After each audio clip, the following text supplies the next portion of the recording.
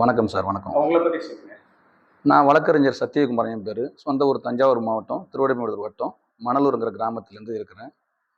தலைவர் வைகோ மீது கொண்ட நேசிப்பின் காரணமாக 6ஆம் வகுப்பு படிக்கும் பொழுதே இந்த இயக்கத்திற்கு வந்து, எங்கள் இயக்கத்தினுடைய கொள்கையான அரசியலில் நேர்மை, பொது வாழ்வில் தூய்மை, லட்சியத்தில் உறுதி என்னும் 3 வித கொள்கையில் எல்லளவும் தடுமாறாமல், தடமாறாமல் இருக்கின்ற தலைவர் வைகோ அவர்களோடு இந்த இயக்கத்தில் பயணிப்பதை பெருமையாக கொள்கின்றேன்.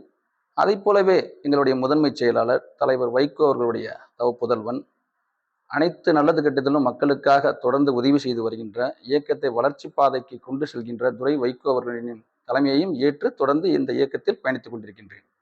6ஆம் வகுப்புன்னு சொன்னீங்க இல்லையா? ஆமா. அது எந்த ஆண்டுன்னு உங்களால ஞாபகப்படுத்தி சொல்லுங்க. 1996ஆம் ஆண்டு 97ல நான் எங்கள் ஊருக்கு பக்கத்தில் ஆடுதுறை பக்கத்தில் அவனியாபுரம் கிருஷ்ணன் மேல்நிலைப் பள்ளியில் தான் நான் 6ஆம் வகுப்பு படித்தேன்.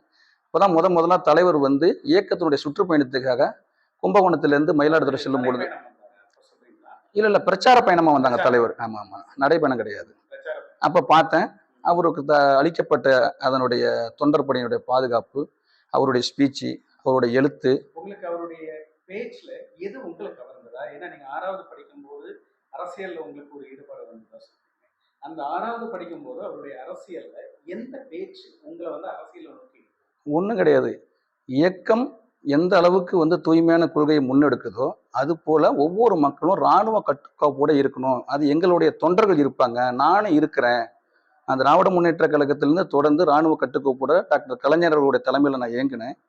இருந்தாலும் அந்த கட்டுக்கோப்பு குறையாமல், யாருக்கும் கெடுதல் நினைக்காமல், உழைக்கும் மக்களுக்காக போராடணும், விவசாய கூலி மக்களுக்காக போராடுவேன் அப்படின்னு உத்தரவாதத்தை அளித்து பிரச்சார கூட்டத்தில் ஆடுதுறையில் பேசினாங்க. அது என்னை ரொம்ப மிகவும் கவர்ந்துச்சு, வேற ஒன்றும் இல்லை. 6 வயசுல நீங்க வைகோ மேல கொண்ட ஈர்ப்புனால மறுமலர்ச்சி திராவிட முன்னேற்ற கழகத்துல இணைஞ்சீங்கன்னு சொல்றீங்க. ஆமாம் சார். சாரி, 6வது படிக்கும்போது. படிக்கும்பொழுது. முதலா 18 வயசுல ஓட்டு போட்டிருக்கீங்க இல்லையா? ஆமாம், அந்த ஞாபகம் இருக்கா உங்களுக்கு? நிச்சயமா இருக்கு. அந்த நேரம் முதல் ஓட்டு யாருக்கு போட்டீங்க? உங்களோட கன்னி ஓட்டு யாருக்கு போட்டீங்க? ஓட்டு அப்போ மறுமலர்ச்சி திராவிட முன்னேற்ற கழகம் எந்த கூட்டணியில இருக்கு? மறுமலர்ச்சி திராவிட முன்னேற்ற கழகத்துக்கு முதலாக ஓட்டு போடும் வாய்ப்பு எனக்கு கிடைக்கப்பெறல. இல்ல இல்ல, நான் என்ன கேட்கிறேன்னா, மறுமலர்ச்சி திராவிட முன்னேற்ற கழகம் ஒரு கட்சியோட கூட்டணியில இருந்தது. ஆமா. உதாரணத்துக்கு அனைத்து இந்திய அண்ணா திராவிட முன்னேற்ற கழகமோ இல்ல திராவிட முன்னேற்ற கழகத்தோட ஒரு கூட்டணியில இருந்தது. அந்த சூழல்ல உங்களுடைய முதல் கன்னி ஓட்டு நீங்க யாருக்கு? சட்டமன்ற தேர்தலில் அனைத்து இந்திய அண்ணா திராவிட முன்னேற்ற கழகத்தின் தலைமையிலான கூட்டணியில் மதிமுக இடம்பெற்ற பொழுது, குறிப்பா 2006 என்று நினைக்கிறேன், எங்களுடைய அதிமுக கூட்டணியில அதிமுகவை சேர்ந்த ஆர்.கே. பாரதி மோகன்கிறவர் தான் சட்டமன்றத்தில் முதல் ஓட்டு போட்டேன். ஆர்.கே. பாரதி மோகன். ஆமா ஆமா ஆமா ஆமா, அவர் வெற்றியும் பெற்றாரு. ஆனால் அதற்கு முன்பாகவே 2 உள்ளாட்சி தேர்தல்களுடைய ஓட்டு போடுகின்ற வாய்ப்பு சரியான 18 வயசு பூர்த்தி அடைஞ்சோன்னு அந்த வாய்ப்பு கிடைச்சது. ஆனால் சட்டமன்றத்தில் முதல் வாய்ப்பு அதிமுக தலைமையிலான கூட்டணியில மதிமுக இடம்பெற்றிருக்கும் போது ஆர்.கே. பாரதி மோகன் அவர்களுக்கு நாங்கள் ஓட்டு போட்டு ஜெயிக்க வச்சோம். இப்போ நீங்க மறுமலர்ச்சி திராவிட முன்னேற்ற கழகத்துல என்ன பொறுப்புல இருக்கீங்க? நான் முன்னாள் மாநில மாணவரணி துணைச் செயலாளராக இருக்கிறேன். பொறுப்புங்கிறது மதிமுகவை பொறுத்தவரைக்கு பொறுப்புங்கிறது ஒரு பொருட்டே கிடையாது. தொண்டன் தான். தொண்டன் இல்ல, எல்லாரும் தொண்டனுங்கிறது சொல்ல வரல. தொண்டனுங்கிறது பெரிய பெருமை, அதுதான் விஷயம். தொண்டன் என்பது எல்லாருக்குமே இன்னைக்குமே ஒரு கட்சியுடைய தொண்டனாக இருக்கிறதுக்கு பெருசு. ஏன்னா வந்து இப்போ வந்து நாயன்மார்கள் ஆகட்டும், ஆழ்வார்கள் ஆகட்டும், எல்லாருமே என்ன சொல்லுவாங்கன்னா, நாங்கள் வந்து இறைவனின் அணுக்க தொண்டர்கள்னு சொல்லுவாங்க. தொண்டன் அப்படிங்கிறது மிகப்பெரிய ஒரு உயர்ந்த கௌரவம். நிச்சயமா நிச்சயமா. அந்த கௌரவம் உங்களுக்கு இருக்கு. என்னுடைய கேள்வி, மதிமுக இப்போ இருக்கிற இந்த சலசலப்புகளை பற்றி ஒரு அடிப்படை தொண்டனா உங்களுடைய கருத்து? அதாவது 5 பேர் தீக்குளிச்சு தான் இந்த இயக்கம் மதிமுக தொடங்கப்பட்டது. இது நாட்டுக்கு மக்களுக்கும் தெரியும், ஊடக பத்திரிகை உங்களை மேலாளுக்கு எல்லாருக்கும் தெரியும். ஆனால் தொடர்ந்து தலைவர் அவர்கள் சமரசம் இல்லாமல், கொள்கையில சமரசம் இல்லாமல் தொடர்ந்து நாடு முக்கியமா வீடு முக்கியமான்னு பார்த்தா நாடு தான் முக்கியம் என்று தொடர்ந்து தமிழ்நாட்டில் ஒரு மதச்சார்பற்ற கொள்கையை முன்னெடுக்கக்கூடிய முன்னணி தலைவராக இருக்காரு. இந்தியா முழுவதும் அனைத்து கட்சி தலைவர்களும் மதிக்கக்கூடிய அளவில், எதிர்நிலையில் உள்ள மாற்று கட்சிகள் கூட மதிக்கக்கூடிய அளவில் அவங்க வந்து இருக்காங்க. இதுதான் விஷயம். நாடு முக்கியமா வீடு முக்கியமான்னு கேட்டா நாடுதான் முக்கியமா சொல்லி தலைவர் வந்தாரு சொல்லி நீங்க சொல்றீங்க. ஆமா. ஆனா வீடுதான் முக்கியம் சொல்லிட்டு அவருடைய வாரிசையே வந்து அரசியல் கொண்டு வந்தாங்க. நாட்டை காப்பாத்திட்டாங்க. சுவர் இருந்தால் தான் சித்திரம் வரைய முடியும் சார். நாட்டை காப்பாத்திட்டாங்கன்னு எப்படி சார்? ஆமா, இங்க என்ன நினைச்சாங்களோ திராவிட இயக்க கொள்கையை பாதுகாத்து மாண்புமிகு தளபதி மு.க. ஸ்டாலின் அவர்களை முதலமைச்சர் அரியணையில் ஏற்றுவதற்கு அஸ்திவாரம் போட்டவர் எங்களுடைய தலைவர் வைகோ.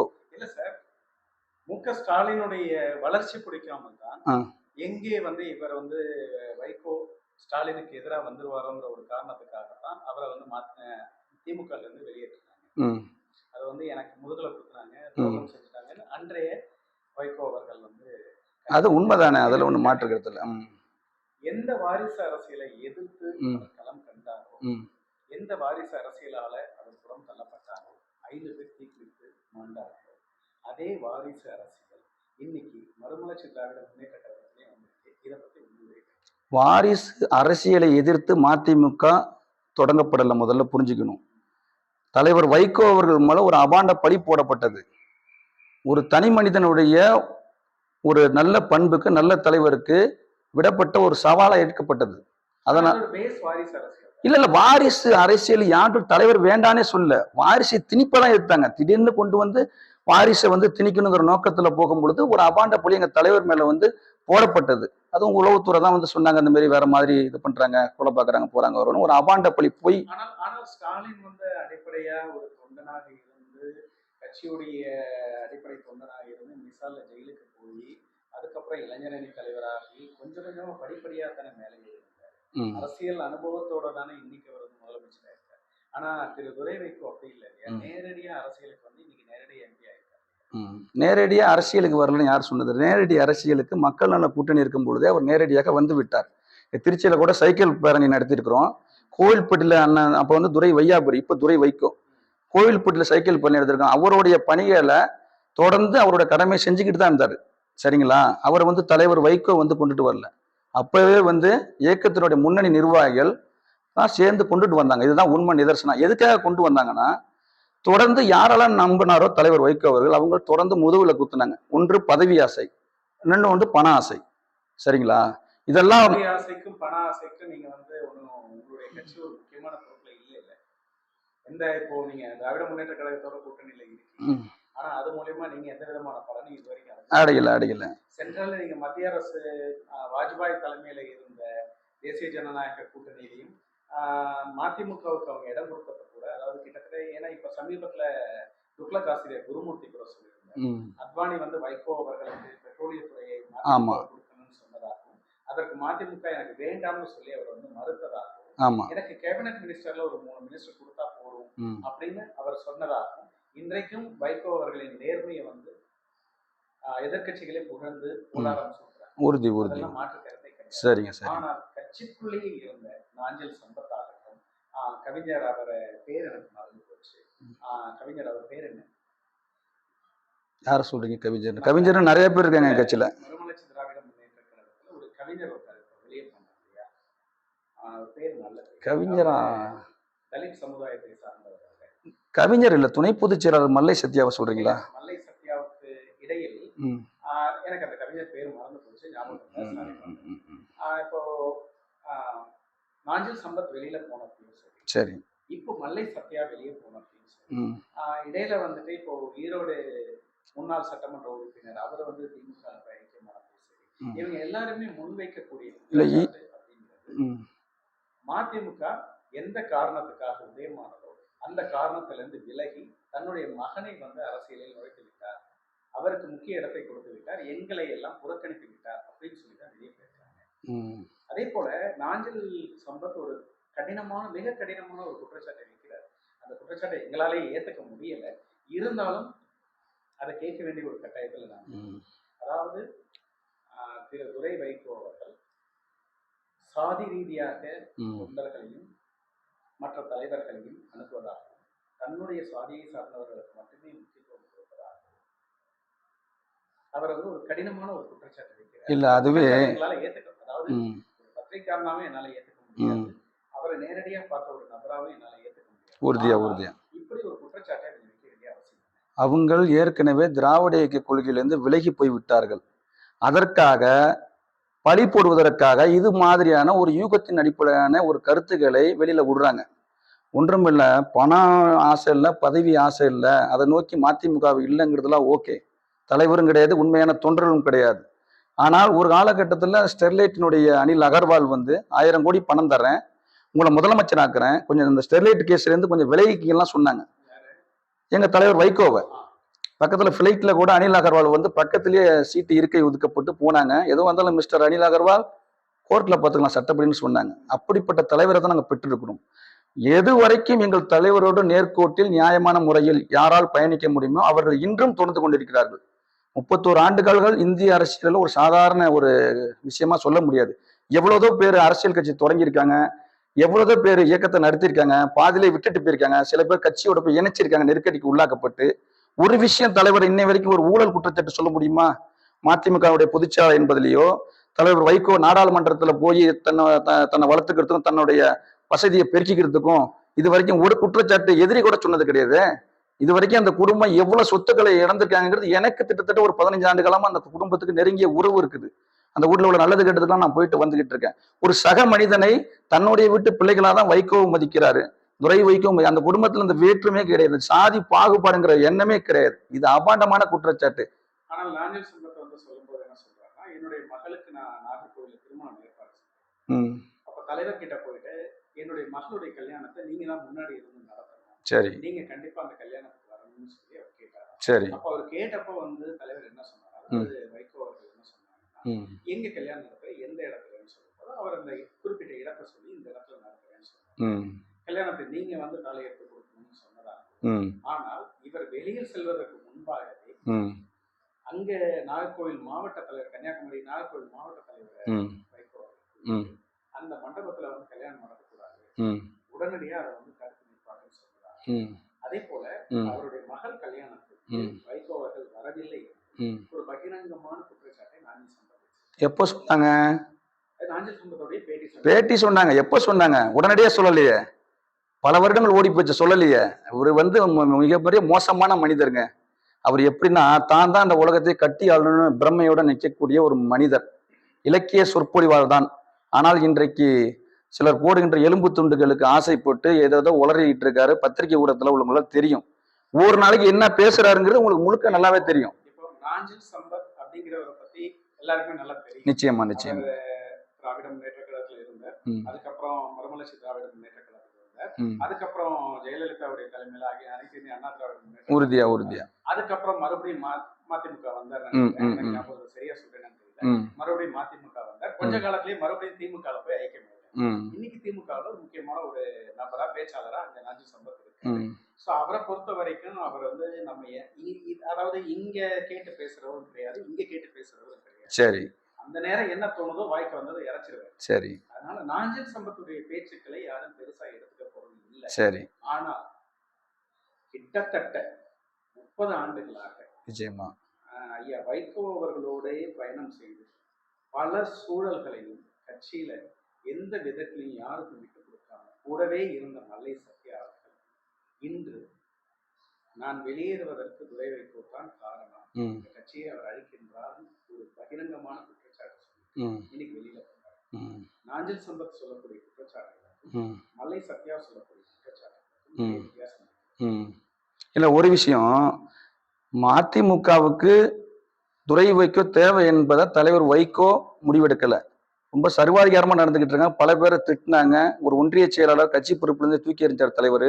அண்ணன் ஜீவன் போன்றவர்களை கடுமையான வசைப்பாடினாங்க. அதெல்லாம் மீறி தொண்டர்களுடைய துக்கத்துல பங்கெடுக்க தொண்டர்கள் தான் அழைச்சிட்டு போனாங்க. முதல் கொரோனா காலம் தான் எங்களுக்கு ஒரு வாய்ப்பா கிடைச்சது இந்த இயக்கத்தை.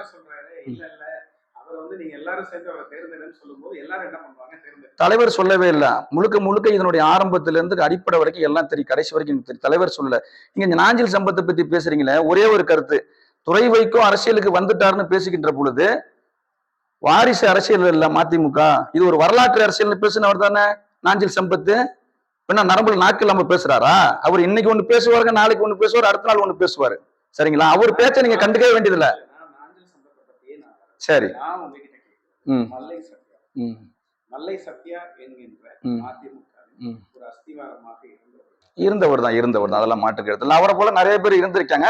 ஆனா தலைநகர் சென்னையில இருக்கிறதுனால அவருடைய முகங்கள் வந்து பத்திரிகையாளர் மூலியமா கொஞ்சம் அறியப்பட்டது. அவர் மட்டும் கிடையாது. அவர் ஒரு அஸ்திவாரம்னா ஜீவன் ஒரு அஸ்திவாரம், மாவை மகேந்திரன், நெமிலிச்சேரி பாபு, கலககுமார், நிறைய அண்ணன்கள் இருக்காங்க. சோமண்ணா இருக்காங்க, ரொகையா இருக்காங்க, தமிழ் மாணிக்கம் அண்ணன், டிடிசி சேரன், நிறைய பேர் இருக்காங்க. அதாவது இன்னைக்கும் மறுமலர்ச்சி திராவிட கழகத்தை தன்னுடைய உயிர் மூச்சாக கொண்டுதான் நீங்க எல்லாருமே பயணம் செய்றீங்க. அதனாலதான் இந்த கட்சி இன்னமும் வந்து எத்தனை சொல் அம்புகளால் தாக்கப்பட்டாலும் அத்தனையும் பூவா மாறி திரு துரை வைகோ மேலையும் வைகோ மேலையும் உள்ளது. அதுல மாற்றுக்கிறது கிடையாது. மதிமுக என்பது இது லட்சியத்துக்காக ஆரம்பிக்கப்பட்ட இயக்கம். எந்த மாற்றங்களும் லட்சியத்துக்காக ஆரம்பிக்கப்பட்ட இயக்கம் என்ற காரணத்தினால இன்னைக்கு லட்சியம் கொண்ட தொண்டர்கள் உள்ள மாதிரியான தொண்டர்கள் பல்லாயிரம் உறுதியா அதுல மாற்றுக்கிறது அது கண்டிப்பா மதிமுக அழிவு கிடையாது. ஆனால் இந்த நேரத்துல பொதுமக்களுக்கும் சாமானியர்களுக்கும் அரசியலை உன்னிப்பாக கவனிக்கக்கூடியவர்களுக்கும் மல்லை சத்யா வெளியேறதற்கான காரணம் எதற்காக அவர் மதிமுகவையும் திரு துரை வைகோ எம்பி அவர்களை குறை சொல்கின்றார் என்பது மக்களுக்கு திராவிட இயக்கத்தை காப்பதற்காக 2014 தொலைநோக்கு சிந்தனையோட எங்களுக்கு அன்னைக்கு வேற மாதிரிலாம் ஒரு ஆப்ஷன் இருந்துச்சு. ஆர்கே நகர் இடைத்தேர்தலில் திராவிட முன்னேற்ற கழகத்தினுடைய தலைமை ஏற்கணும், திராவிட முன்னேற்ற கழகத்தினுடைய ஆட்சி அமைக்கணும்னு சொல்லி தலைவர் வைகோ அவர்கள் கட்சியினுடைய உயர்நிலை குழு உறுப்பினர்கள் மாவட்ட செயலர் கொடுத்த முடிவு எடுத்து ஒரு இடைத்தேர்தலில் போய் கூட்டணி வச்ச வரலாறு எந்த கட்சிக்காக இந்தியாவில் இருக்கிறத சொல்லுங்க. உலகத்துல வைக்க மாட்டாங்க. செப்பரேட்டா பொது தேர்தலில் வைப்பாங்க, உள்ளாட்சி தேர்தலில் கூட வைப்பாங்க, நாடாளுமன்ற தேர்தலில் வைப்பாங்க. ஆனா இதை நீங்க புரிஞ்சுக்கணும். முதல்ல அவர் வந்து அப்பயே ஒரு மாதிரியா போயிட்டாரு. அதன் பிறகு 2019 என்று நினைக்கிறேன் கணேசமூர்த்தி அண்ணன் வந்து ஒரு சீட்டு கொடுத்தாங்க. அதாவது 2 சீட்டு ராஜ்யசபா வந்து தலைவருக்கும், ஒரு சீட்டு கணேசத்துக்கு ஈரோட்ல கணேசமூர்த்தி நின்னாங்க. அந்த கணேசமூர்த்தி அண்ணன் உதயசூரிய சின்னத்துல நிற்பதற்கு இந்த மல்லை சத்யா ஒரு காரணம் என்பது அவர் தான் அந்த தொடக்க புள்ளியே. அவர் தான் வந்து முக்கியமான ஈரோட்டை சேர்ந்த திராவிட முன்னேற்ற கழகத்தினுடைய ஒரு பெண் லீடர். அவங்க பேர் வந்து சுப்புலட்சுமி ஜெகதீசன். அவங்க மூலியமா நீங்க வந்து கணேசமூர்த்தி அண்ணனை வந்து நீங்க நிக்க சொன்ன நிப்பாருன்னு சொல்லி இவர் பேசப்பட்ட விஷயம் அப்பயே கசிந்தது. இது எல்லாருக்கும் தெரியும். எல்லா நேரத்திலும் அவர் நம்ம சொல்ல வேண்டிய அவசியம் கிடையாது. கொஞ்சம் மாறுவாருன்னு பார்த்தோம்.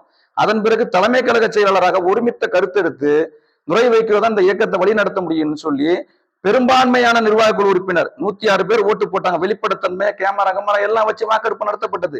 2 பேர் எதிர்த்து ஓட்டு போட்டாங்க, 104 பேர் ஆதரவு தெரிவிச்சாங்க.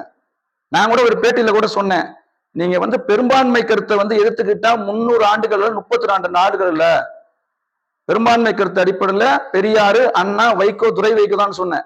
அதை கூட திட்டமிட்டு அவர் எங்கேயோ ஒரு இடத்துல வந்து பெரிய ஒப்பந்தம் போட்டுருக்கிறதுனால திட்டமிட்டு வேற மாதிரி என்ன சாதி தான் புறக்கணிக்கிறாங்க. இங்க சாதிக்கெல்லாம் இடம் கிடையாதுங்க, மதத்துக்கு இடம் கிடையாது. இது எல்லாருக்கும் தெரிஞ்சு வச்ச, நாட்டுக்கு எல்லாருக்கும் தெரியும். எந்த அரசியல்வாதியும் தலைவர் வைகோ குடும்பமோ தலைவர் வைகோ அவர்களும் அவருடைய பையன் துரை வைகோவோ சாதி பார்த்து ஒருத்தனை புறக்கணிக்கிறார் என்று சொன்னால் அந்த இடத்துல என்ன நாண்டுகிட்டு தூக்குறதுக்கு தயார். அப்பாட்டமான குற்றச்சாட்டு. இவர் என்னென்ன பண்ணிட்டு இருக்காருன்னு தெரியாதுங்களா? இவர் துரை வைகோ வந்து அரசியலுக்கு வந்த பிறகு ஒரு முழுமையான ஒரு பங்களிப்பை சென்னை மண்டலத்துல கொடுக்கப்படல. எந்த நிகழ்ச்சிக்கும் போறது கிடையாது, எந்த நிகழ்ச்சிக்கு சொன்னாலும் வர்றது கிடையாது. நீ ஏன் அந்த கூட்டத்தை நடத்துற, நீ எதுக்கு அது போற, ஏன் கூட்டம் போடுற அப்படின்னு சொன்னாரு. எவ்வளவு நாள் தாக்கு பிடிக்க முடியும்? ஒரு கட்சியை விலை போகாமல் ஒரு கட்சியை காப்பாற்றி விட்டுகின்ற வைகோ என்னும் தலைவர் இப்பொழுது அவருடைய பையனா இருந்தாலும் சக நண்பர்களையும் கட்சிக்காரர்களையும் பொதுமக்களையும் ஒரு தோழமையான குடும்ப உணர்வோடு நிற்கக்கூடிய பார்க்கக்கூடிய துரை வைகோ வந்து எல்லாம் தியாகம் பண்ணி உழைச்சிட்டு வராரு. நீங்க தொடர்ந்து அவருடைய உழைப்பை உதாசீனப்படுத்துன்னு நீ யாராட்டெல்லாம் நீங்க தொடர்பு வச்சிருக்கீங்க? இப்ப இடையில கூட தலைவர் சொன்னாங்களே, போன நிர்வாக குழு கூட்டத்துக்கு அதுக்கு முந்தின நிர்வாக குழு கூட்டத்தில் என்ன நடந்துச்சு? நடந்தவே இருக்கட்டும், இனி நடக்க போது நல்லவன்னு பார்ப்பாங்க. எதுவுமே செய்யலையே அவரு. பெருந்தன்மையோட உன்னோட வளர்க்காத பிள்ளை மேல சேர்த்து வச்சாங்க.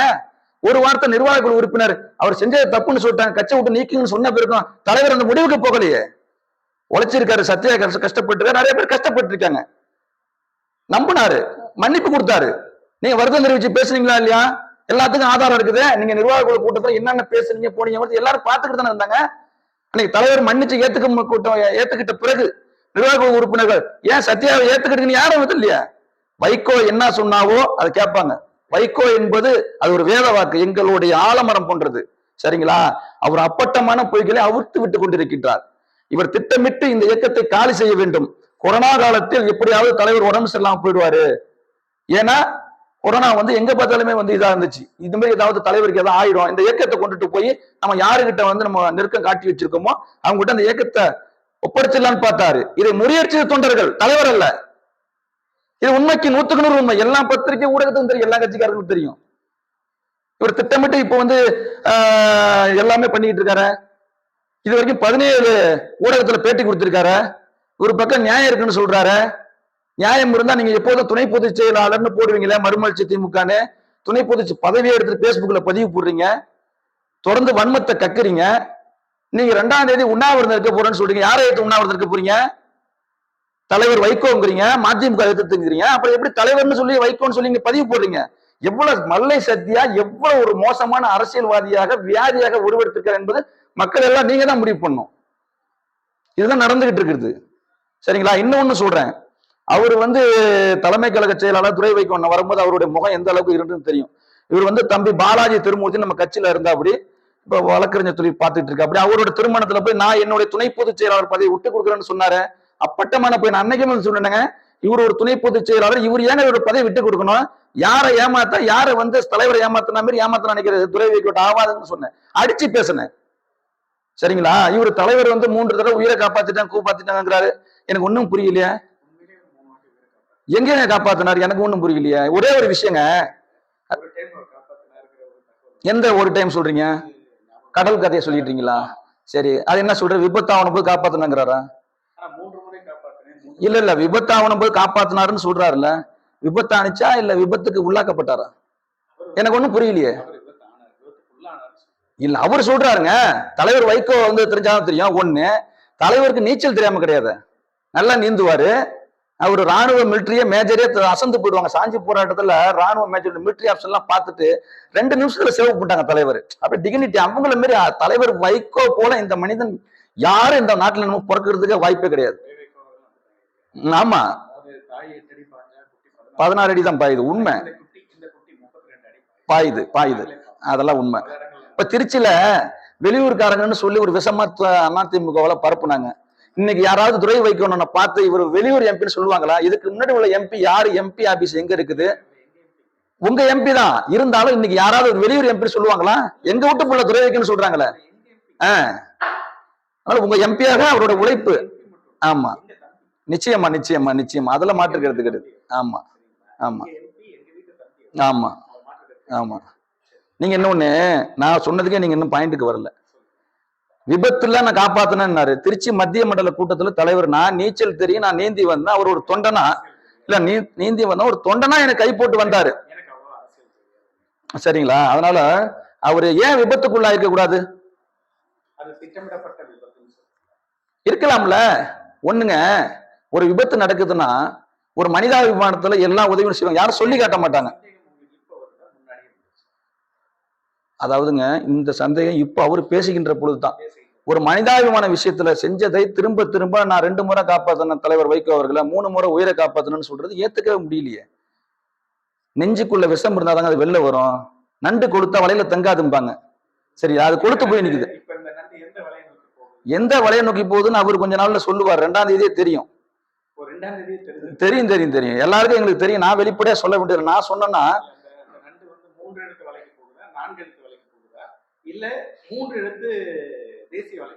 இல்ல, நீங்களே அதுல பதில சொல்லிட்டீங்க. அதுல இருக்குது பதில்.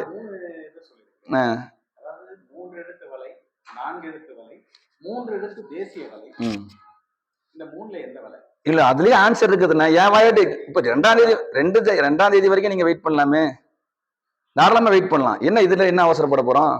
பொண்ணு, அதாவது கல்யாண மாப்பிள்ளைக்கு பொண்ணு என்ன இருந்தா ரெடி ஆகி போச்சு. உடனே அடிக்கடி பார்க்க வேண்டிய அவசியம் இல்ல. தாலி கட்டின பிறகு நேரடியா பாத்துக்கலாம். கண்டிப்பா கண்டிப்பா கண்டிப்பா கண்டிப்பா.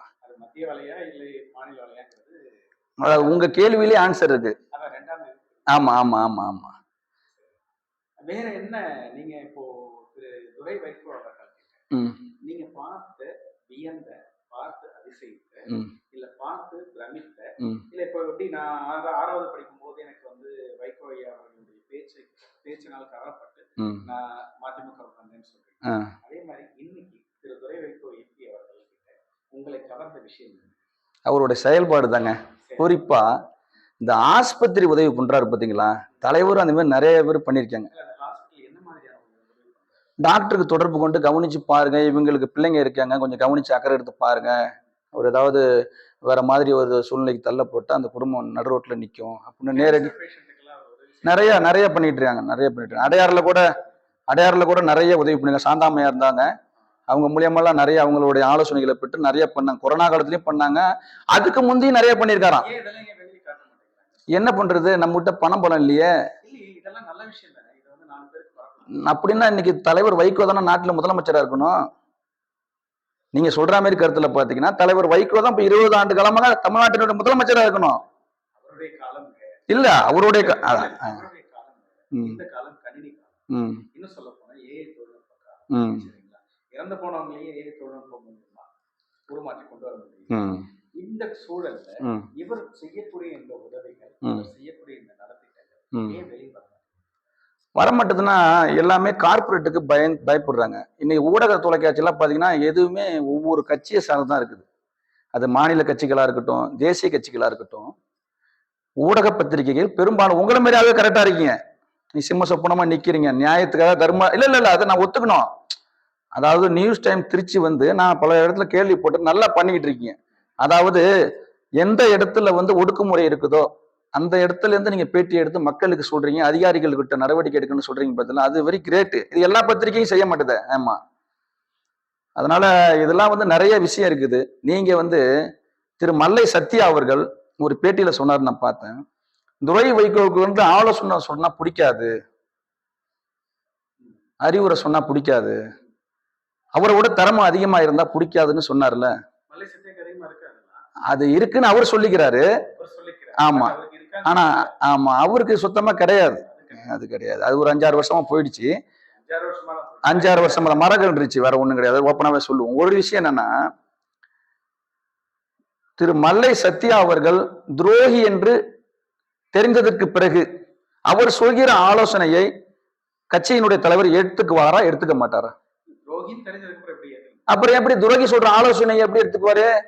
நான் வந்தா துணை பொதுச்செயலாளர் வந்தா நீங்க சொல்லாம வந்தீங்கன்னு கேட்கிறேன்னு மல்லை சத்யா சொல்றாருல. 5.5 வருஷத்துக்கு முன்னாடி நீங்க விலை போயிட்டீங்களே, இந்த இயக்கத்தை வந்து காட்டி கொடுத்துட்டீங்களே, அடமான வைக்க பாத்தீங்களே, இந்த இயக்கத்தை கைப்பற்றி நயவஞ்சகர்கிட்ட ஒப்படைக்கலாம்னு பாத்தீங்களே, உங்க சதியை முறியடிச்சது துரை வைகோ.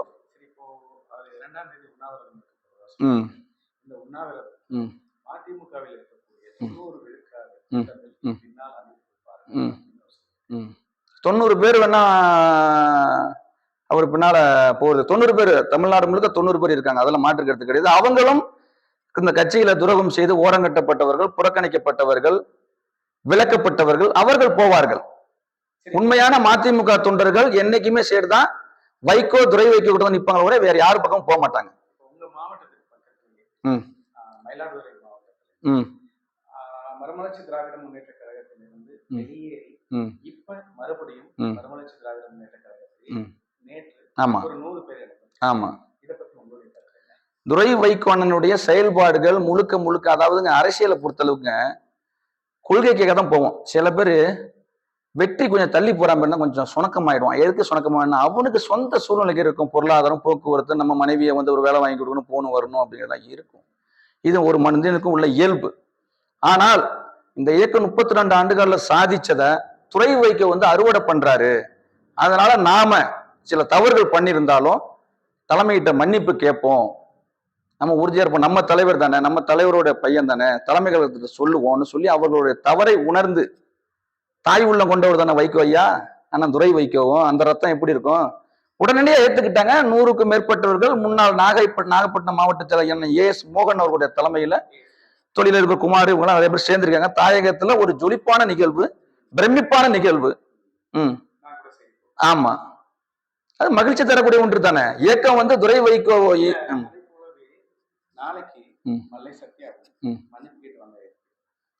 அவர்கள் வந்து செய்தது தவறு. அதாவது எங்க தலைவர் கடலூர் மாவட்டத்துல போகும்போது ஒரு கதையை சொல்றேன். நெல்லை டு சென்னை நடைபயணத்துல 42 நாள் நடைபயணம் நடந்தேன். அப்ப சோடு மழை பெய்யுது. 3000 சோளக்கதிரை அடிச்சுட்டு வந்து ரோட்ல கூட்டிட்டாங்க. தலைவர் வைகோ அவர்கள் நின்றுகிட்டே சொல்றாங்க, தம்பி ஆளுக்கு ஒரு சோளம், 3000 பேர் நடக்கிறீங்க, ஒரு சோளம் தான் நம்பதுக்கு, எல்லாம் ஒரு 500 பேர் எடுத்துட்டு போயிட்டாங்க. திடீர்னு வந்த 2 பசங்க தொண்டரணி தோழர்கள், பசியோ ஏதோ பசிக்கெல்லாம் வேலை கிடைத்தாங்க, 3 வேலை நல்ல சாப்பாடு போக்குவரத்து, 2-3 சோளம் பார்த்துட்டு சோளம் முடிச்சு போச்சு, எடுத்து பாக்கெட்ல வச்சு தலைவர் பார்த்துட்டு அப்படியே பிடிச்சிட்டாங்க கையை. நான் ஒருத்தன் நின்று சொல்லிக்கிட்டு இருக்கேன், ஆளுக்கு ஒரு சோளம்னு, நீ ஒரு 4 சோளம் எடுத்தனா ஒரு 4 பேர் கிடைக்காதுல்ல, யாரை கேட்டு எடுத்த நீ? நான் சொல்லிட்டு இருக்கேன், சொல்லாம இருந்த பரவாயில்ல சொன்னது. ஐயா மன்னிச்சுங்க, தெரிந்து செய்தால் தப்பு, மன்னிப்பே கிடையாது, தெரியாமல் செய்தால் தவறு, அதுக்கு மன்னிப்பு உண்டுன்னு தலைவர் அன்னைக்கு சொன்னாங்க. உடனே அன்னைக்கு 2-3 பேரையும் பேக்கப் பண்ணி அனுப்பிச்சு விட்டாங்க. மன்னிக்கவே இல்லை, சொல்லி மீறி செய்கிறது தப்புங்க, அதுக்கு மன்னிப்பு கிடையாது. நீங்க திட்டமிட்டு தப்புகளை பண்ணிருக்கீங்க. இந்த இயக்கத்தை காலி செய்வதற்கான அத்தனை வேலையிலும் பார்த்து வைத்திருக்கின்றீர்கள்.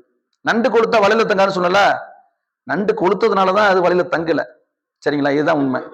ஆமா ஆமா ஆமா ஆமா ஆமா அதெல்லாம் ஒண்ணு மாட்டுக்கிறது. இன்னொன்னு, இவர் வந்து எப்ப பார்த்தாலும் நான் வந்து கடனா இருக்கிறேன் அப்படிங்கிறாரு. டாக்குமெண்ட் வச்சுட்டு அடமானம் வச்சுட்டுன்னு சொல்றாரு. எல்லாரும் மைக்ரோ பைனான்ஸ் கடன் போக்குவரத்துல வச்சிருக்கோம். ஆமா, இவருக்கு எந்த விதமான கடனும் கிடையாது. இந்த கட்சியை வச்சு சம்பாதிச்ச முதல் 3 நபர்கள்ல இவர் ஒரு ஆள்.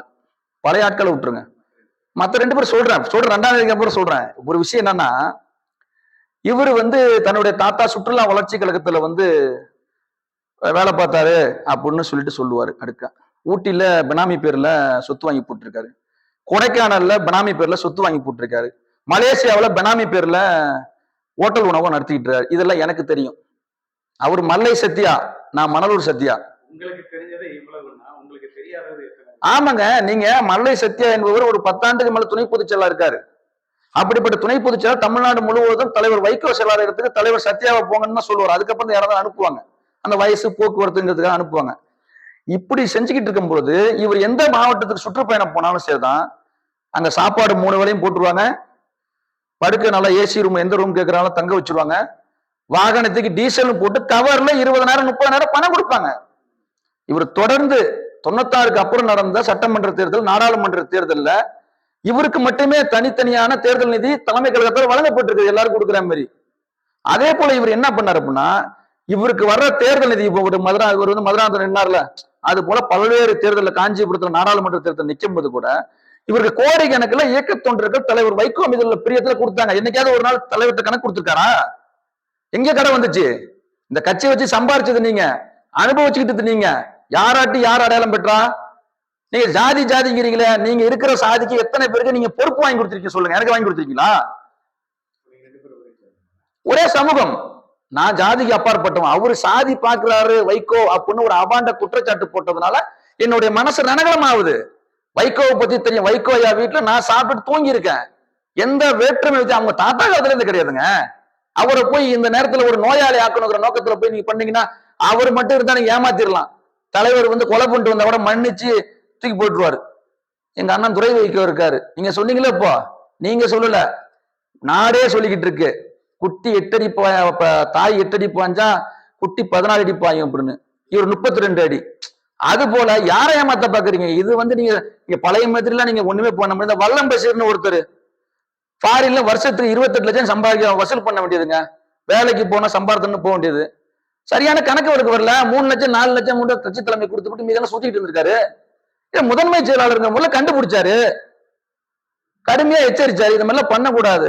கட்சி தொண்டர்கள் வசூல் பண்றீங்க, உங்க செலவு போய் எடுத்துட்டு வந்து கட்சி தலைமைக்கு தானே கொடுத்துருக்காங்க, தேர்தல் நிதி வளர்ச்சி நிதி கொடுத்துருக்காங்க, ஏன் கொடுக்கணும்னு கேட்டாரு. அவர் இன்னைக்கு எங்கேயோ போய் நின்றுகிட்டு போயிட்டு வந்துகிட்டு வைகோங்கிற அளவுக்கு போயிட்டாரு அவரு. இல்ல நியாயமா இருக்கிறா? வைகோ வச்சு அடையாளம் பெற்றவர்கள், எங்க தலைவரை வச்சுதான் எந்த அடையாளமும். பல பேருக்கு டாக்டர் சீட்டு, பல பேருக்கு இன்ஜினியர் சீட்டு, பல பேருக்கு அரசாங்க வேலை, பல பாடிய செத்து போன பாடிய கட்சி இல்லாம ஜாதி இல்லாம ஃபாரின்ல இருந்து கொண்டு வந்த ஒரு தலைவர் வைகோ. அதே போல அவரோட பையனும் பண்ற துரை வைகோ பண்றாங்களே. தமிழ்நாட்டுல எந்த அரசியல் கட்சி பண்ணுது? சவால் விட்டு கேட்கிறேன். சரி, இந்த திரு மல்லை சக்தி எத்தனை பேர் கொண்டு வந்திருக்காரு? நேரில் விவாதிக்க தயாரா? நான் என்ன கேட்கிறேன், அண்ணன் ஜீவன் பேட்டி கொடுக்குறாங்க, மாவை மகேந்திரன் செங்கல்பட்டு மாவட்டத்தில் கொடுக்குறாரு, காரை செல்வராஜன் கொடுக்குறாங்க, அந்திரிதாஸ் கொடுக்குறாங்க, நெம்மலிச்சேரி பாபண்ணன் பேசுறாங்க, தமிழ்நாடு முழுக்க பசும்பொன் மாநகரம் மாவட்ட செயலாளர் பேசுறாங்க, வீடியோ பண்றாங்க, பதிவு போடுறாங்க, வெள்ளப்பண்டி சோமண்ணன் கொடுக்குறாங்க. தமிழ்நாடு முழுக்க எல்லாமே வந்து உங்களை கேள்வி எழுப்பி முகநூல் வாட்ஸ்அப்ல போடுறாங்களா? எதுக்காக நேரடியாக நீங்க போய் சொல்லிருக்கீங்களா? தில்லு தைரியம் இருக்குதா? சொல்ல வேண்டியதானே? உங்கள்கிட்ட அப்பல் கட்டுற தன்மை இல்லாம நீங்க வந்து சொல்லலாமே, நிரூபிக்கலாமே. வாங்க என்னை வந்து விவாதிங்க, எந்த டிவில வச்சுக்கோ. யாரை ஏமாத்துற வேலை? தெரியாத நீங்க என்ன வேணாலும் வந்து துபாக்கு விடலாம்.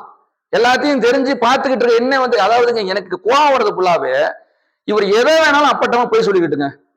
தலைவர் குடும்பத்தை ஜாதின்னு சொல்லி போட்டார் பாத்தீங்களா? நான் அப்புறம் நான் ஜாதியை பத்தி பேசுறேன். அப்ப நீ ஜாதின்னு சொல்றியே, உன்னை எப்ப ஜாதி பார்த்தாரு? தமிழ்நாடு முழுக்க உன்னை ஒரு செல்ல பிள்ளை மாதிரி வச்சிருந்தாங்களே தலைவர்.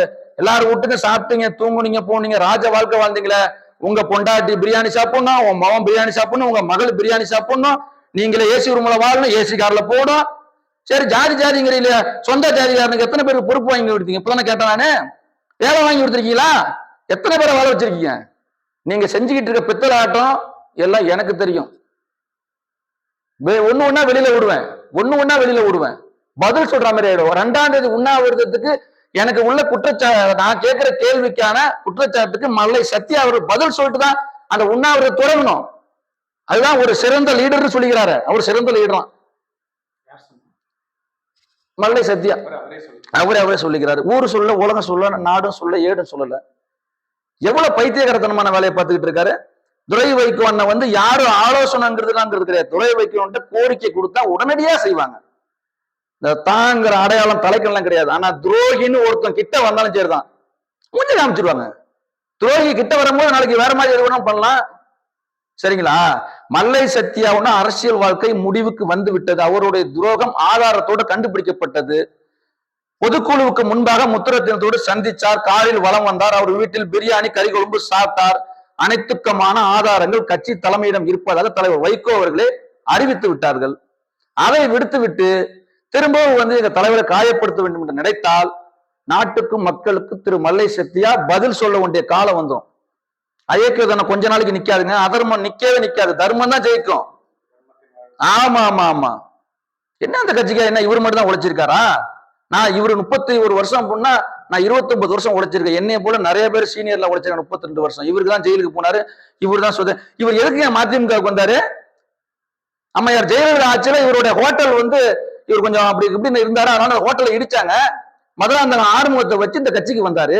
அவரை பாதுகாத்துக்க, அவர் குடும்பத்தை பாதுகாத்துக்க, அவரை பெருக்கிக் கொள்ள, அவரை பாதுகாத்துக் கொள்ள வைகோ என்கிற பிம்பம் இவருக்கு தேவைப்பட்டது. இன்னைக்கு வைகோ வந்து துரோகம் பண்ணிங்கிறாரு. என்ன நினைச்சுக்கிட்டு பேசுறாரு அவரு?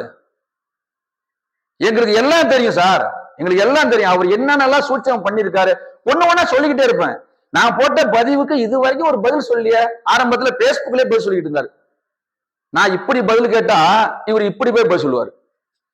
நேரடியா வந்துட வேண்டியதுங்க. சபைக்குன்னு வந்துருச்சு, வாங்க 2 பேரும் விவாதிச்சு பாத்துருவோம். அப்ப நம்ம சேனல்லே கூப்பிடுங்க. நாளைக்கு சென்னை போவோம், 2 பேரும் விவாதிக்க. 2 பேரும் கருத்து யாருன்னு ஜட்ஜா இருக்கிற மக்கள் முடிவு பண்ணிட்டோம், கட்சிக்காரங்க முடிவு பண்ணிட்டோம். அவரை நம்பில யாருமே போகலீங்க. சும்மா டுபாக்கு ஒரு விஷயம், வேற ஒண்ணும் கிடையாது. பிரியாணி, குவார்டர், போக்குவரத்தை கொண்டு வந்து கூட்டி ஒரு 200 பேரை தரட்டிலான முயற்சி பண்ணிட்டு இருக்காரு. சென்னையில் அங்க போறப்போல எல்லாமே திட்டி அனுப்புறாங்களே. வைகோ போய் சொல்றியா என்ன அப்படி அப்படின்னு சொல்லிட்டு இருக்காங்க. ஒரு கட்சி இல்லாமலாம் இயங்க முடியாதுங்க. ஒரு தனி மனிதர், ஒரு நேர்மையான அரசியல் தலைவர், 9க்கும் மேற்பட்ட பாரத பிரதமர்களை பார்த்திட்ட தலைவர், எதிரியும் நேசிக்கக்கூடிய தலைவர் வைகோ அவர்கள் வந்து உங்களுக்கு தெரியாது கிடையாது. சரிங்களா? அவரை போய் எதுக்குன்னா பின்புலம் இல்லாமல் எதுக்க முடியாது. எனக்கு தெரிஞ்சு அவர் எனக்கு தெரியும் யாரு கூட தொடர்புல இருக்காரு, எங்கெங்க போனாரு, எங்கெங்க ரூம் போட்டாரு. 2011 அப்புறம் தலைவருக்கு வந்து பாஸ்போர்ட் கொடுக்கலீங்க. 2011 அப்புறம் தான் தொடர்ந்து ஃபாரினுக்கு போனாரு. மலேசியா போறாரு, மத்த அரபு நாடுகளுக்கு போவாரு. எதுக்கு போறாரு, எங்க இருந்து சந்திச்சாருன்னு எல்லாத்தையும் எங்களுடைய முதன்மை செயலாளர் தகவல் வந்துருச்சு ஆதாரத்தோட. நீ யார சந்திச்சீங்க, ஈழத்தமிழர்கள் எத்தனை பேர் சந்திச்சிருக்கீங்க, அங்கிருந்து என்னென்ன பண்ணிருக்கீங்க, எல்லா விஷயமும் தெரியுங்க. ஏன் கடைசியில போய் ஒரு இடத்துல போய் நீங்க வைகோயா துட்டு பேரி போட்டுக்கிட்டு நானும் வைகோன்னு சொல்றீங்க, நீங்க தான் வைகோவா? கேவலமா இல்ல? மனசாட்சி உறுத்துனுங்க. உண்டகம் வீட்டுக்கு ரெண்டகம் பண்ணக்கூடாதுங்க. வளர்த்து விட்ட தலைவனுக்கு துரோகம் செய்யதான் அந்த குடும்பமே நல்லா இருக்காது. அதாவது ஒரு விஷயம் மட்டும் நல்லா ஒண்ணு புரிஞ்சுங்க. அவருடைய சுயநலமான அரசியல், விலை போன அரசியல் முடிவுக்கு வந்து விட்டது. பல்வேறு தரப்புகளும் தெரிஞ்சு போயிடுச்சு. நான் என்ன கேட்கிறேன், நீங்களே பதிவுகள்ல துணை புதுச்சா இல்லைன்னு சொல்லி மறுமலர்ச்சி பாதைன்னு போட்டீங்க. பாதை என்ன போடுறாரு? துணை புதுச்சா கட்சியில தான் நீக்கப்படல இன்னும். அவர் இயக்க ஆரம்பிக்கட்டும், இயக்கம் இல்லாம ஆரம்பிக்கிட்டீங்க, அது தவறு கிடையாது. அது அந்த கழகம் வேற, இது வேற கழகம். ஆமா, கழகம். கழகம் வேற, கழகம் வேற. சரிங்களா? ஒரு விஷயம் மட்டும், அண்ணன் துரை வைகோ அவர்கள் வந்த பிறகுதான் பல்வேறு கட்சி நம்ம கட்சியினுடைய பல்வேறு தொண்டர்கிட்ட இருந்த அந்த தேக்கி வச்ச அந்த இதயம் லேசா இருக்குது. ஆகா, நம்ம தலைவரோட உழைப்ப நம்ம தலைவர் இருக்கும் பொழுது மிகப்பெரிய ஒரு அங்கீகாரத்தையும் நமக்கு கொண்டு வந்து சேர்க்கக்கூடிய தலைவரா வந்து துரை வைகோ இருக்கிறாருன்னு சொல்லிட்டு இன்னைக்குதான் எங்க மனசு, என்னை உள்பட எந்த வேற்றுமை வித்தியாசம் பார்க்காத கலிங்கப்பட்டி ஆக்கோ குடும்பம் என்பதை எல்லாருக்கும் தெரியும். இவர் எதுவா இருந்தாலும் குற்றச்சாட்டு வைக்கட்டும், பதில் சொல்வதற்கு நாங்கள் தயாரா இருக்கோம். சரிங்களா? அவர் தான் எந்த இடத்துல நம்ம பேசலாம், எந்த தொலைக்காட்சியில பேசலாங்கிறத ரெடி பண்ணும். நாளைக்கே நான் ரெடி. எங்க கட்சியினுடைய முன்னணி தலைவர்கள் இருக்காங்க. ஒன்னே ஒண்ணு மட்டும் சொல்லிடுறேன். எங்க கட்சிக்கு வந்து ரொம்ப நாளாவே ஒரு ஈஸியான அவைத்தலைவர் கிடையாது. அவைத்தலைவர் வந்தாங்கன்னா ஒரு மிரட்டுற மாதிரி பேசுவாங்க, இல்லைன்னா பேசவே மாட்டாங்க. அப்படி ஒரு பொருளாளர் வந்தாங்கன்னா நாங்க தான் திராவிட இயக்கத்தின் கடைசி கையிருப்பும்பாங்க, தலைவர் தான் கடைசி கையிருப்பாங்க. இது போல பல்வேறு இதுல வந்து இருந்துட்டு துரோகம் மட்டும் போயிருக்காங்க. ஆனா எங்களுக்கு நீண்ட நாட்களுக்கு அப்புறம் ஒரு ஈஸியான அவைத்தலைவரும் ராசியான பொருளாளரும் கிடைச்சிருக்காங்க. இது மனம். ஆமா ஆமா ஆமா ஆமா. என்னன்னா இப்ப உள்ள இளைஞர்களுடைய ஈர்ப்பு சக்தியாக துரை வைக்கோ இருக்கிறதுனால நம்ம வந்து மத்தவங்க யாரும் எதுவும் சொல்லல. இது யதார்த்தத்தினுடைய பார்வை. துரை வைகோவை இன்னைக்கு தமிழ்நாடு முழுவதும் எல்லா மக்களுக்கும் தெரிகிறது என்று சொன்னால் அவருடைய சிந்தனை, அவருடைய செயல், அவருடைய வேகம், விவேகம் இதுதான். இன்னைக்கு சமூக வலைதளத்துல துரை வைகோனுடைய செயல்பாடுகள் அண்ணன் வந்து டெய்லியும் அறிக்கை கொடுக்குறான். எங்க போறேன், என்ன பண்றேன், எந்த அதிகாரி பக்கம், கலெக்டர் பக்கம் போறவன்னு வந்துகிட்டே இருக்கா. சோசியல் மீடியாவுல அரசியல் கடந்து அத்தனை இளைஞர்களும் இருக்காங்க. எல்லாரும் இன்னைக்கு எங்க பார்த்தாலும் துரை வைக்கோ சூப்பரான எம்பியா, சூப்பரான எம்பி, இப்படி போயிட்டு இருக்குது. செயல்பாடுகள் தான், செயல்பாடு கவனிப்புதான். மரியாதை, யாருக்கு எந்த அளவுக்கு மரியாதை கொடுக்கணும் அந்த ரத்தத்துல இருக்கிறதுனால பெரியவங்க நின்னா கூட கீழே உட்கார வச்சுட்டு தான் உட்கார்றாரு. உங்க அப்பாவுக்கு எங்க தலைவருக்கு இருந்த பண்பு அப்படியே இருக்குது. இதை பொறுத்து கொள்ள முடியாமல் இந்த இயக்கத்தை வந்து நடத்தக்கூடாதுங்கிற நோக்கத்துல திரு மல்லை சத்யாவை பயன்படுத்தி கொண்டிருக்கின்றார்கள். ஒன்னே ஒண்ணு சொல்றேன், இவர் வந்து நான் தான் அடுத்த தலைவராக வருவோம்னு நினைக்கிறாரு, இருந்திருப்பார் போல இருக்கு. துரை வைகோன் அரசியலுக்கு வந்த பிறகு ஒரு வார்த்தையை பேச ஆரம்பிச்சார், நம்பி கேட்டான் மல்லை சத்யான்னு. நீங்க துணை பொதுச் செயலாளர் ஆள நாடத்துல நீங்க பேசுறது கிடையாது. எப்ப வந்து பேசுறீங்க, நம்பி கேட்டான் மல்லை சத்யான்னு. இந்த இயக்கத்தை வந்து அடமானம் வைக்கிறதுல நான் உத்தரவாதம் கொடுத்திருந்தேன், ஆகா நம்பி கேட்டேனே மல்லை சத்யா, துரை வைகோ வந்து இந்த கட்சியை காப்பாத்தி விட்டாரு அப்படின்னா இதான உண்மை. நம்பி கேட்டான் சத்யாங்கிறது என்ன வார்த்தை சொல்லுங்க சார். இன்னொன்னு பாத்துங்க, நீங்க ஒரு சட்டமன்ற தேர்தலில் உங்களுடைய தலைமையில ஒரு தேர்தல் பேச்சுவார்த்தைக்கு தலைவர் வைகோ அவர்கள் தலைமை கழகத்தினுடைய நிர்வாகிகளுடைய ஒப்புதலோட அனுப்பி வைக்கிறாங்க. நீங்க நீங்க என்ன நடக்குதோ போயிட்டு வரணும். நீங்க எந்த கட்சிக்கிட்ட பேச்சுவார்த்தை குழு நடத்துறீங்களோ அந்த தலைவர்கிட்ட, முக்கிய தலைவர்கிட்ட போய் எங்க தலைவர்கிட்ட நீங்க சொல்லுங்க, உதயசூரியன் சின்னத்தில் நிக்க சொல்லி சொல்லுங்கன்னா என்ன உங்க மேல நம்பகத்தன்மை? அதாவது மல்லை சத்யா எந்த கட்சியோட பேச்சுவார்த்தை குழுவுக்கு போனாங்களே கேட்கணும்னா செய்தி அரை மணி நேரத்துல வந்துச்சு. எப்படி உங்கள்கிட்ட இயக்கத்தை வந்து நீங்க இருந்து பாருங்க போங்க எப்படி சொல்லுவாங்க, எனக்கு ஒன்றும் புரியலைங்க. ஆனா தலைவர் வைகோவுடைய புள்ள துரை வைகோ அண்ணா என்ன சொன்னாங்க, செத்தாலும் தனி சின்னம் தான் அப்படின்னாங்க. உருவாக்குன சின்னத்தை பார்த்தீங்களா, தீப்பெட்டி. இதுதான் இந்தியா முழுவதும். ஒண்ணும் கிடையாதுங்க. இன்னைக்கு குறுகிய காலத்துல வந்து அரசியலுக்கு வந்திருக்காருன்னா அதுக்கு தொண்டர்கள், நிர்வாகிகள் தான் காரணம். இதுக்கு நாங்க எங்க தலைவர்கிட்ட எவ்வளவு திட்டு வாங்கியிருக்கோம், போயிருக்கோம், வந்திருக்கோம்னு வெளியில சொல்ல முடியாது. சொல்ல வேண்டிய காலம் வரும். துரை வைகோ வந்து திணித்தது மதிமுகவினுடைய நிர்வாகிகளும் தொண்டர்களும், இதுதான் உண்மை. அவரை திணிச்சதுனாலதான் மதிமுக காப்பாற்றப்பட்டிருக்குது. மத்த யாராவது காப்பாற்ற முடியுமா சொல்லுங்க.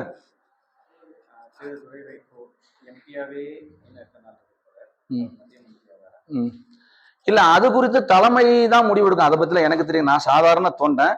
எனக்கு இந்த இயக்கத்துல நடக்கக்கூடிய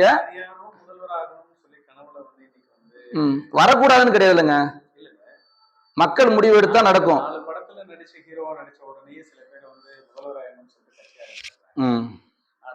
பாரம்பரியமான அரசியல் குடும்பத்தை சேர்ந்தவர் 30 ஆண்டுகளுக்கு மேலாக பாராளுமன்றத்தில் சிங்கமாக கர்ஜித்த ஒரு சிங்கத்தின் மகன். அரசியலுக்கு இப்பொழுது வேணா வந்திருக்கலாம், ஆனா அரசியல் பாலபாடம் அறிந்தவர் தான் துரை வைகோ. வாரிசு அரசியல்ல தகுதி வாய்ந்த வாரிசுன்னு கண்டிப்பா சொல்லலாம். உறுதி உறுதி உறுதி. நிறைய பேர் பேசிட்டு இருக்காங்க. உங்களை பேர் ஊடக பத்திரிகையாளர், நடுநிலையான செய்தியாளர் நிறைய பேர் என்கிட்ட பேசுறாங்க எங்க ஊர்லயே. அப்படி இருக்கும்போது அவர் தமிழக முதல்வராக எங்களுக்கு எல்லாரும் விருப்பம் இருக்குங்க. சூழல் வரும்போது ஆகலாம். எங்க தொண்டர்களுக்கு எல்லாருக்குமே அந்த ஆசை இருக்குது. எங்க தலைவர்களையும் நாங்க ஒரு இடத்துல உட்கார வச்சு ஆசைப்படணும், பார்க்கணுங்கிற எண்ணம் எனக்கு இருக்குது. எல்லா நிர்வாகிகள் தொண்டர்கள் இருக்கு. அது சூழல் அமையணும். எங்களுடைய இயக்க தலைவர் வந்து அவங்க வந்து முடிவெடுக்கணும். அவைத்தலைவர் இருக்காங்க, பொருளாளர் இருக்காங்க, துணை பொதுச் செயலாளர் இருக்காங்க, ஆட்சி மன்ற குழு, தணிக்கை குழு, எல்லா அனைத்து மாவட்ட செயலாளர்களும் இருக்காங்க. அவங்க எல்லாம் சேர்ந்து முடிவெடுக்க வேண்டியது. ஆனா இந்த ஏசம் வந்து எங்களுக்கு இருக்கிறது நியாயம் தானங்க. சில ஊடகவியலாளர்கள், குறிப்பா யூடியூப் தளத்துல இருக்கக்கூடிய சில ஊடகவியலாளர்கள் துரை வைகோ எம்பி அவர்களை பத்தி ரொம்ப சிறுமையா பேசுறாங்க. இதை பத்தி துரை வைகோனனுடைய செயல்பாடுகள் வந்து அவர்களுக்கு பொறுக்க முடியல. அவர்கள் யாரோட அம்பா இருக்காங்கன்னா, யாரோ ஒரு கட்சியினுடையவோ இல்ல ஒரு இயக்கத்தினுடைய அம்புவாக அங்க வந்து அவங்களுடைய சொல் பேச்சை கேட்டுக்கிட்டு பண்றாங்க. ஆனா மக்களுக்கு தெரிஞ்சு போச்சு, துரை வைகோ நல்ல தேர்வாளர், நல்ல இயக்கவாதி, நல்ல அரசியல்வாதி, நல்ல ஒரு பொதுநல தன்மை கொண்டவருங்கிறது திருச்சி மக்கள் மட்டும் இல்ல, தமிழ்நாடு முழுக்க செய்யறாங்க. திருச்சிக்கு தான் எம்பிங்க. தமிழ்நாடு முழுக்க உள்ள அனைத்து திட்டங்களையும் எங்களுடைய முதன்மை செயலாளர் மத்திய அரசுக்கும் மாநில அரசுக்கும் கொண்டுட்டு போய் சேர்த்திருக்காங்க. ஒண்ணு இல்லைங்க, ஒரு பெரிய விஷயம் என்ன தெரியுமா, நம்ம தமிழ்நாட்டுல 32 அமைச்சர்கள் இருக்கிறதா சொல்றாங்க. அந்த 32 அமைச்சர்கிட்ட நல்ல பேர் வாங்கின ஒரு துரை வைக்கோன்னு நம்ம தமிழ்நாட்டுல மாநில அமைச்சர்கள் 32 அமைச்சர்கள் இருக்கிறதா சொல்றாங்க.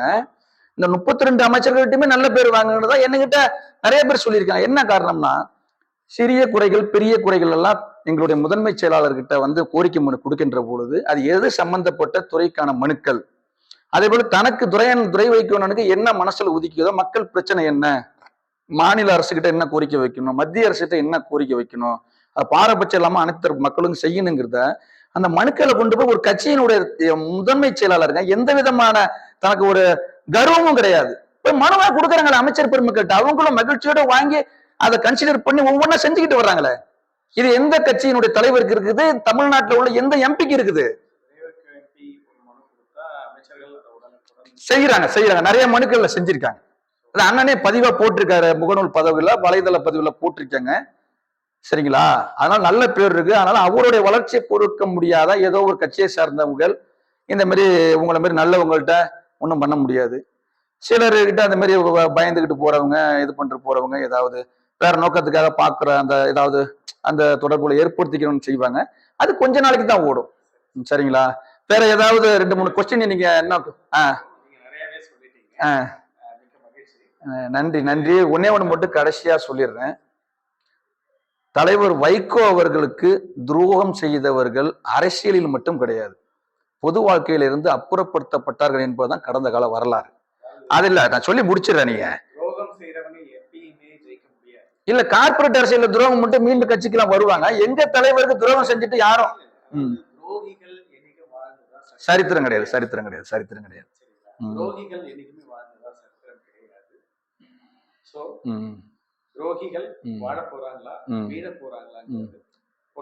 கண்டிப்பா பார்ப்போம். இதனுடைய வாய்ப்பை ஏற்படுத்தி கொடுத்த உங்களுடைய நியூ டைம்ஸ் திருச்சி